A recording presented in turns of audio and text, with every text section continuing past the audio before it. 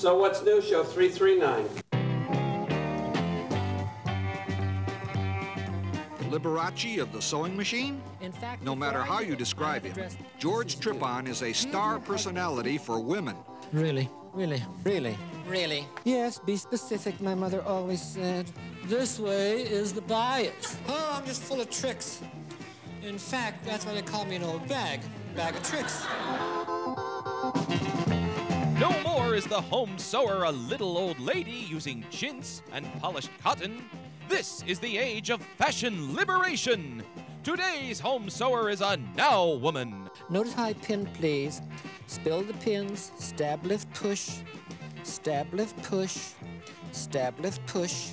And you'll notice that we will lay this corner, please, right in that corner, please. No stretching, please. Face down, please. So we'll do a section at a time, so please watch me. Thank you. Mr. Trippon was the art director and supervisor at one of the leading costume design schools in Southern California. He has studied extensively, both in leading schools here and in Paris, France. Remember, you're doing the French scene, so pinez-vous. She has escaped the bonds of the couture whip. She has had enough of poor workmanship and astronomical prices for manufactured garments. She is determined to be her own fashion expert, her own couture, and she needs help. You take the high rise and I'll take the low. No, we're not going to Scotland. We're going to make some beautiful and new style trousers. And if you'll stick with me, I'll be right back.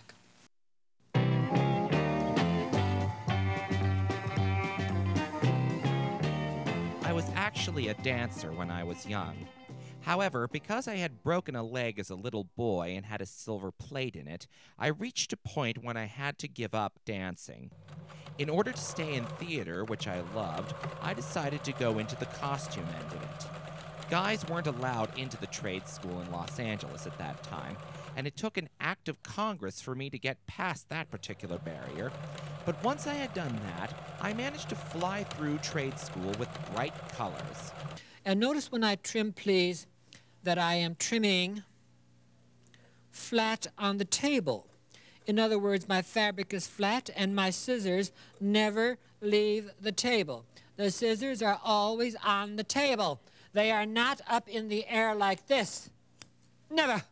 Never, never, never, never, never. Really.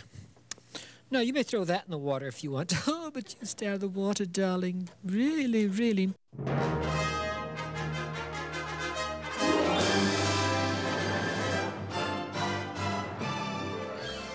While I was still in school, I had done a funny little sketch of a dress which the top designer at MGM Studios had seen. Later, I was asked to come to MGM to apprentice, and there I learned the couture work along with the production work. Well, anyhow, this lovely, lovely actress in Hollywood once said to me, "Say, Trippy," she said, "what nationality are you?" I said, "Romanian." She said, "Oh, honey, that's not a nationality, that's a career." My motto, as you probably know, is leave perfection to God, but try to get as close as you possibly can. So I became a designer's designer, working with designers to perfect.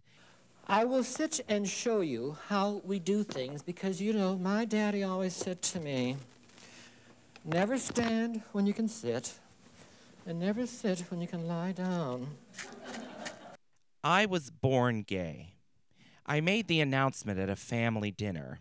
There are men who love women, there are women who love women, and men who love men. I'm a homosexual. My mother said, we knew that.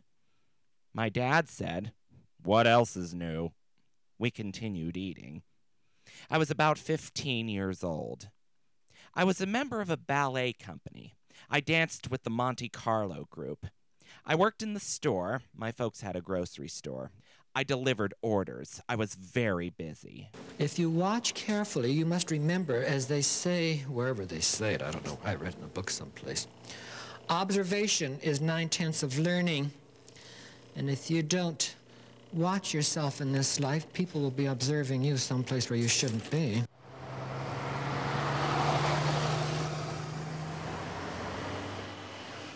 Pershing Square, a city park in the heart of downtown Los Angeles.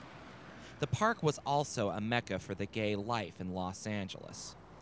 From the pathways from each corner of the streets to a large circle of cement benches, the palm trees and banana trees formed a backdrop. The restrooms were downstairs off Hill Street. The park was well policed. Uniformed policemen and plainclothes vice squad kept an eye out for any indecencies. The cruising gays were well treated and protected. Recalling many incidents included warnings from the vice squad. Careful of that one, he's a rough trade. Don't entertain that one, he's got clap. Watch out for that one, he's sadistic. The gays were very discreet. We wore shirts, ties, and jackets. There were mad queens, too. The cruising in Pershing Square was exciting. Everyone's so friendly.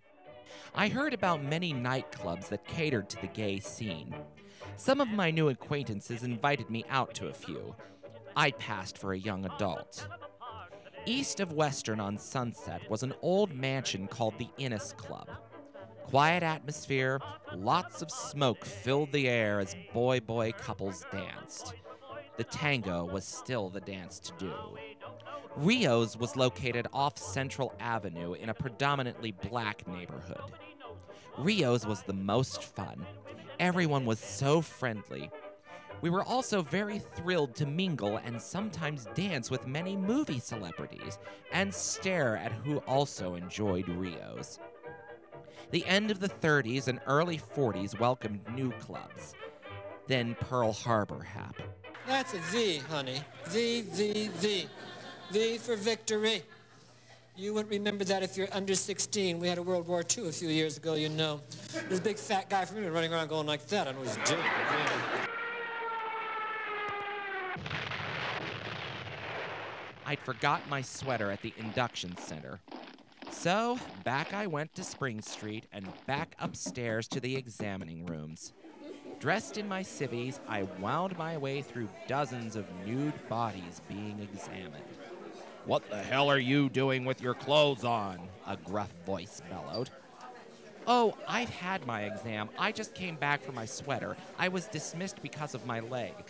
"I don't give a shit what some doctor said. Get your ass in the next room. You're in the Army now. Now get the hell out of here." I found my sweater. There are smiles that make us happy. There are smiles that make us blue. No smiles, please. Now, in pants, measurements are the most important thing. I wish I were a very pretty fairy. I'd swish around with all the greatest ease. One day, I entered the crowded mess hall for lunch. A quiet settled over the hall as the top sergeant signaled me to come to the front. "Turn around, Trippy. Face your squadron." I turned to all the smiling faces. Then a record began to play. The opening words rang out. I wish I were a fairy. I wish I were a very pretty fairy. I'd swish around with all the greatest ease. Sung by John Ryan. A delightful ditty. I swayed with the beat of the music. After all, I'd grown up in Hollywood. While facing all my fellow GIs in the mess hall, I turned toward the kitchen. There, the one mess sergeant was mincing with hand on hip and the other in loose wrist movements as he pranced tippy-toe.